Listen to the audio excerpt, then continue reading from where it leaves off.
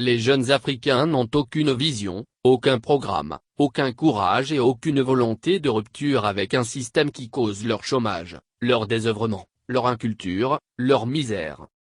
Jeudi 12 août a été célébré de par le monde la Journée de la jeunesse. Adoptée par l'Assemblée générale des Nations unies, cette commémoration est destinée à attirer l'attention de la communauté internationale sur les problèmes de la jeunesse et célébrer le potentiel des jeunes en tant que partenaires dans la société. La jeunesse représente un atout incontournable pour le développement durable, la paix et la prospérité. Elle est l'avenir de demain. À ce titre, les jeunes doivent être les acteurs privilégiés des transformations socio-économiques, culturelles et politiques. Au Togo, quelle place occupent les jeunes dans la politique du gouvernement? En s'emparant du pouvoir en 2005, certains observateurs avaient mis en avant le jeune âge de Faure Gnassingbé pour affirmer qu'il inscrirait la jeunesse au cœur de sa gouvernance. L'homme jeune pour un Togo moderne, c'était sous ce signe que Faure Gnassingbé s'était présenté aux Togolais. Il avait alors cédé aux sirènes des promesses et s'était engagé à faire plus pour la jeunesse dans le domaine de l'éducation, de l'emploi, du sport, etc. Mais 16 ans après, rien n'a été fait au profit des jeunes Togolais. Une jeunesse sans avenir abandonnée à elle-même et sans repère. Le régime ne s'intéresse à la jeunesse que lors des joutes électorales qui l'utilisent comme du bétail électoral. Au Togo, un billet de 1000 ou 2000 FCFA suffit pour changer un vote. Non conscients de leur rôle de citoyens et influençables à souhait, les jeunes sont particulièrement touchés par cette manœuvre politicienne.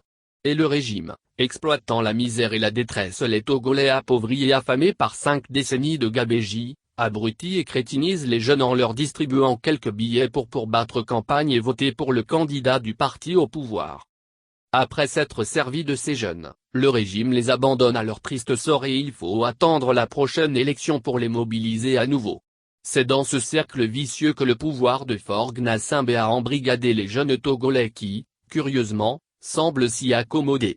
Parfois, je me dis qu'on ne peut rien faire pour la jeunesse africaine. Elle mérite les dirigeants corrompus qui détruisent son quotidien et son avenir. Dans sa majorité, cette jeunesse n'aspire pas à construire une société meilleure. Elle aspire à profiter d'un système tordu. Elle court après celui qui distribue le poisson et elle tourne le dos à celui qui veut lui apprendre à pêcher, diagnostique l'activiste Nathalie Amba. En 4 mandats présidentiels, Faure Gnassingbé n'a pas créé une seule entreprise pour absorber les jeunes qui ploient sous le chômage et le sous-emploi du fait de l'inexistence de la politique d'emploi dans notre pays. Au Ghana par exemple, Nana Akufo-Addo, arrivé au pouvoir il y a à peine 5 ans, s'est engagé à la mise en œuvre d'un programme ambitieux au profit du pays et de la jeunesse, la construction d'au moins une usine dans chacun des 255 districts, des subdivisions administratives, que compte le pays. Au Togo, les rares entreprises qui existaient, après avoir été pillées et endettées en toute impunité, sont bradées à des étrangers. En attendant la plateforme industrielle d'Adoti-Kopé, PIA, qui devrait générer 35 000 emplois, en 16 ans gouvernance de Faure Gnassingbé, la seule entreprise créée est Tollé Togo, une société de Zémidjan, conducteur de taxi-moto, qui, a encore le site du gouvernement, republicphoto.com, est un moyen de donner du travail aux jeunes.